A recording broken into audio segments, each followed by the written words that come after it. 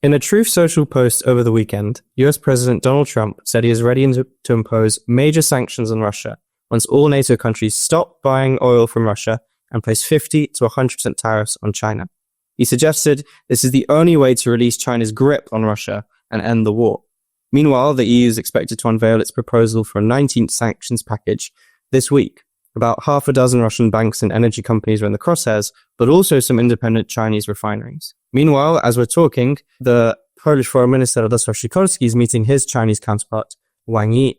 To help me talk about all of this, but also look more broadly at Europe's strategy for China, the risks and the opportunities, I'm joined by Noah Barkin. Barkin is a senior advisor in Rhodium Group's China practice and also a visiting senior fellow in the Indo-Pacific Programme at the German Marshall Fund. Well, thanks so much for joining me. Thanks for having me. I should mention my name is Staś Kaleta. I'm an editor at Visegrad Insight, and we're recording this on the sidelines of our Europe Future Forum, which is the gathering of 200 plus thinkers provided by Visegrad Insight and as Publica to explore the Polish perspective on key European issues. Welcome to the Visegrad Insight podcast. We bring you global experts on the future of democracy, security, and economy. The leading voices from Central Europe and on Central Europe. Hosted by editors of Visegrad Insight. Powered by Publica Foundation from Warsaw, Poland. My first question is going to be, in light of that True Social post that I mentioned at the very start, is what is your reaction? When you see this sort of thing, do you take it at face value? And, what about this ultimatum on Chinese tariffs? Do you think it's going to happen? Well, I think there was a conversation to be had between the Trump administration and Europe, which probably should have begun 6 months ago, on joint action against Russia, joint action against China. On the other hand, some assurances from the U.S.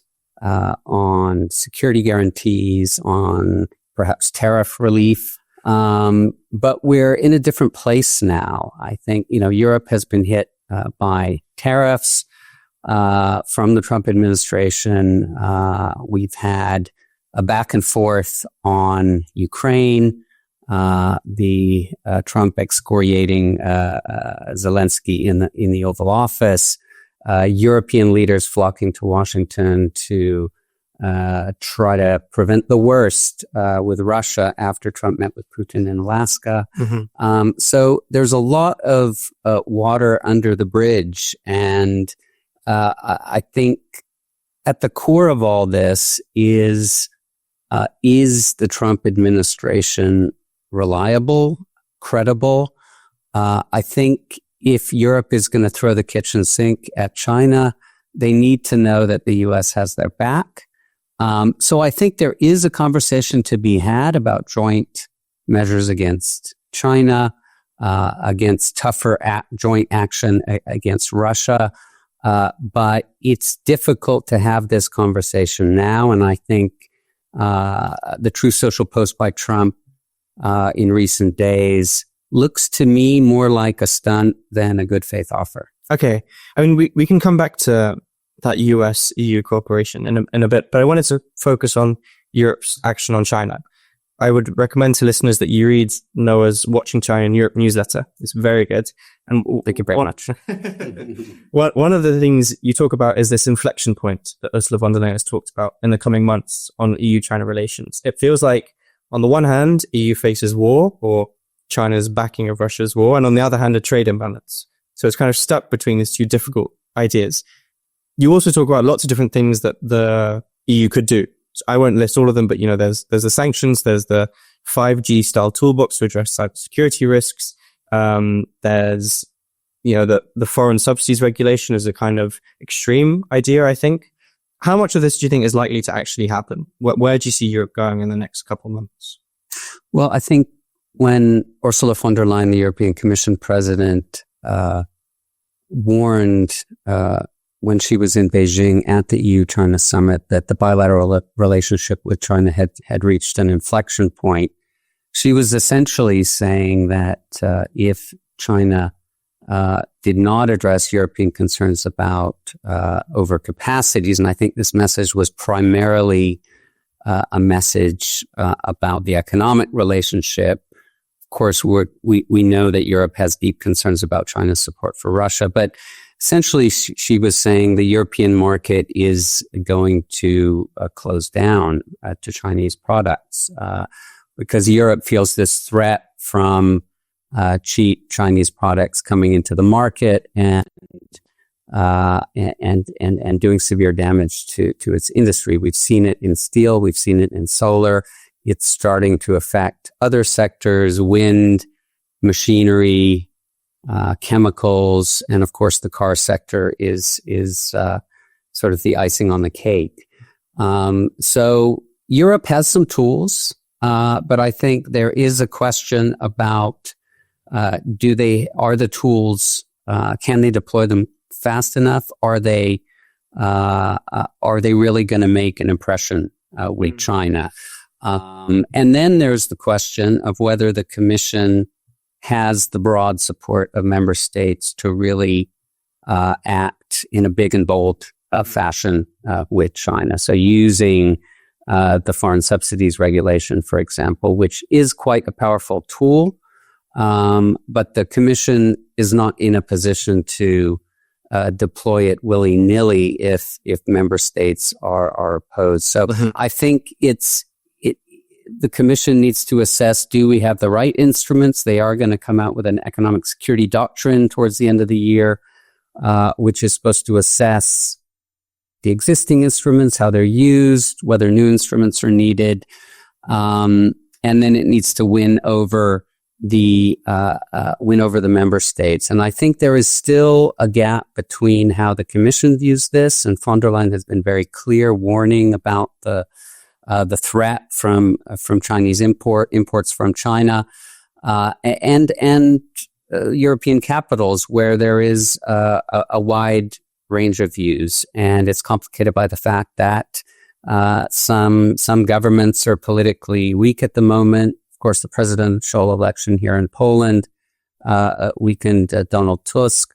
The French government just collapsed, and the Dutch government collapsed a few months ago and is holding new elections in the Netherlands at the end of October. So this is always a challenge in Europe to get the political stars aligned for tough measures.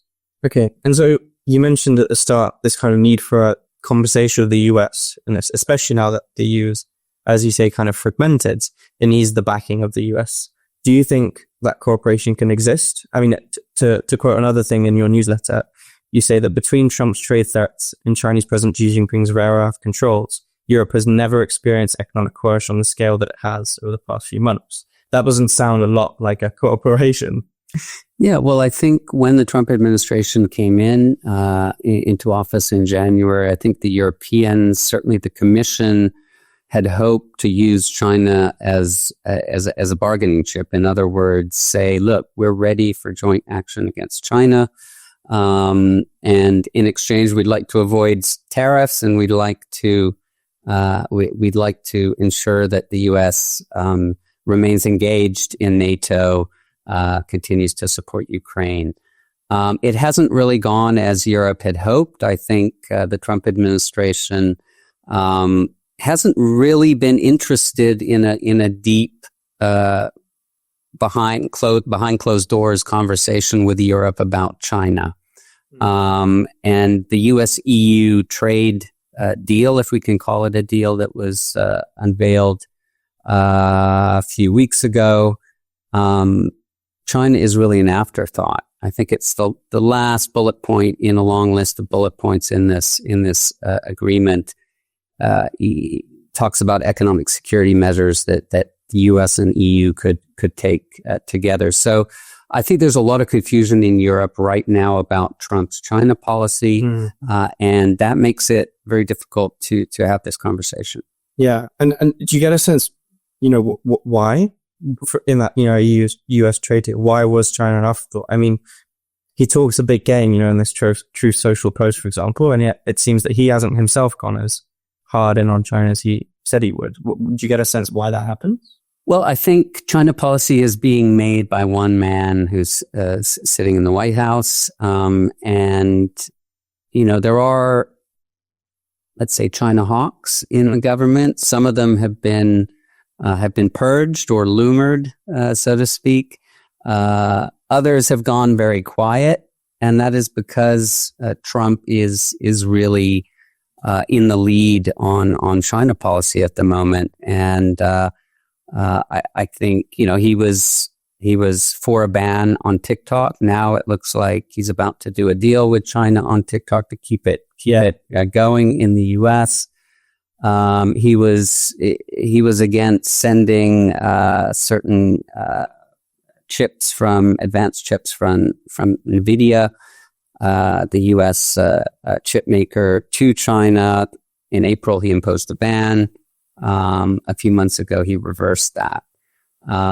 So I think there is a lot of confusion about this, but I think it ultimately comes down to Trump seeking a deal with China. I think there are big questions about what that deal looks like. Maybe it's some sort of managed trade deal like the one he clinched in his first term, the Phase 1 deal, which was an underwhelming agreement, but Trump likes deals no matter what they look like. So he seems to be, he's pushing for a meeting with Xi Jinping, which could happen soon. Apparently he's going to be talking with Xi Jinping on the phone soon, perhaps as early as this week. And as long as he's pushing for a meeting, pushing for a possible, laying the groundwork for some sort of deal, I think everyone else in the administration who would perhaps like to see U.S.-China policy go in another direction, they have to sit on their hands and wait for this to play out. Hi, if you're enjoying this episode, why not subscribe to Visegrad Insight? This gives you access to all our latest content online, as well as to our live and online events. You can use our special promo code for Visegrad Insight podcast listeners to get 35% off. Just go to visegradinsight.eu, choose a yearly subscription, and apply code Visegrad35. And now, back to the podcast. To look at the other side of things, how would China react? If the US got its game together, if the EU did the same thing, how would you expect China to react? I mean, we saw this relation. I think China's being harder and harder on this relationship as well. I mean, earlier in the year, we saw Wang Yi, who was in Poland, talk about how, the strategy is support from Moscow to kick, the US off tilt. And Xi Jinping saying, Europeans complain about this bromance with the Kremlin, but this is what it is. How would you see China react? Well, we've already seen China impose export controls on rare earth magnets. That hit the U.S. very hard. It hit Europe hard, hit other G7 countries like Japan hard. So China has flexed its muscles. It's one of the few countries that retaliated against the U.S. when it imposed tariffs. So China is feeling, I would say, pretty comfortable right now, and so is Vladimir Putin, because at every opportunity to punish Russia, to confront Russia over its war in Ukraine, Trump has shied away. So I think the only way to confront this is a group of countries working together. That should include the U.S., it should include Europe, should include the broader G7 and other countries like South Korea, Australia, etc. This was happening, probably not enough during the Biden administration, but at least there was a conversation. I think they could have done much more. Trump doesn't seem to believe in this sort of multilateral front against China. He believes he can deal with China on his own, and that makes it very difficult, and it also gives China additional leverage if the West is divided. Okay, well, we've talked a lot about the difficulties, the risks, the negatives, but also, we want to talk about the opportunities of this relationship. And I'll mention here Wang Yi's visit to Poland today to meet with Sikorski, because this was a long-awaited visit, but it's become especially important recently because of Poland's decision to close its border with Belarus first due to the Russian-Belarusian military exercises, but then indefinitely close it after the Russian drone incursion. And the reason this is important because it essentially blocks this China-Europe Railway Express, this Silken Road infrastructure that China is developing in Europe. So I suppose the question is, A, how do you see this going, this closure? And B, is this infrastructure in Europe a good thing? We'll have to see what comes out of the Wang Yi Sikorsky meeting. We don't have the details from that yet. I mean, I think it's completely justifiable to close the border if drones are coming in from Belarus into Polish territory, and if that has an impact on the trains that are being sent from China into Europe, then so be it. Perhaps that convinces China to put pressure on Russia, on Belarus, to stop these drone incursions. Look, trade is a good thing when it's not affecting your national security, undermining that. So I think Europe and China have a massive trade relationship. It's one that's increasingly imbalanced. I think Europe's deficit is something like 400 billion euros at the moment. So they need to address these imbalances. Trade between Europe and China can and should continue. No one is talking about shutting that down, but it has to be in the interests of European countries. And I think that is the big debate in Brussels and in many other European capitals right now. Is this trade moving in the right direction?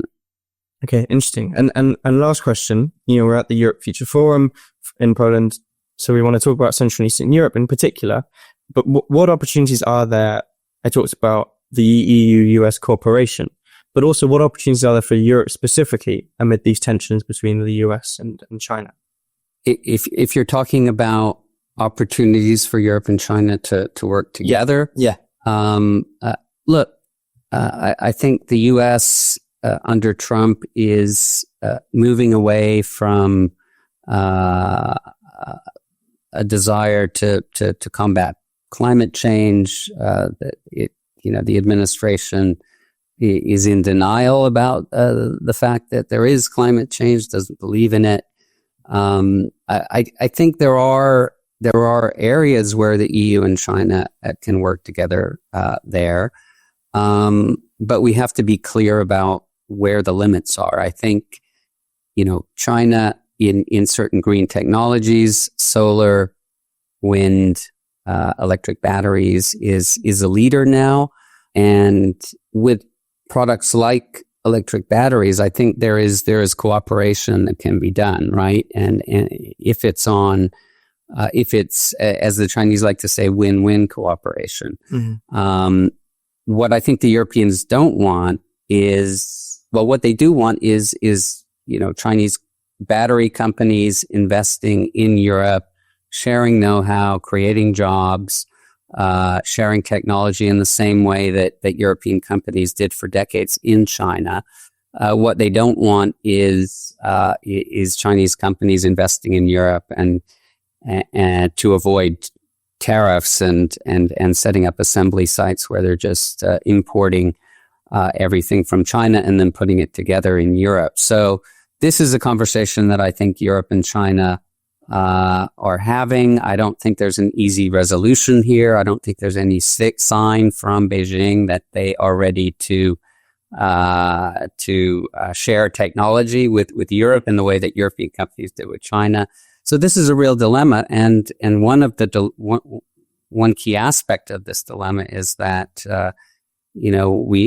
we might have a bit of a race to the bottom in terms of Chinese investment. We've seen this with heavy investment in Hungary in recent years, and the reason why we're seeing that is because Hungary is not imposing any conditions on this Chinese investment, and because Hungary is seen as I don't know if like-minded partner would be the right way to describe it, but they have a much closer relationship with China than some of these other countries in Europe. So So this is really, really difficult, and China does have leverage, right? As it showed with its controls on rare earth exports.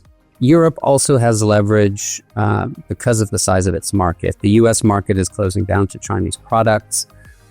Chinese exporters need the European market. So Europe has to come together and really wield this leverage with China so it gets its attention and creates the basis for dialogue. So far, that hasn't worked. Okay, I think that's a great place to end. Thank you so much, Noah, for your overview and for coming on the podcast. Thanks for having me. And that's all from this week's episode of the Visegrad Insight podcast, bringing you the leading voices from Central Europe and on Central Europe. Make sure to subscribe, and we'll be in touch next week.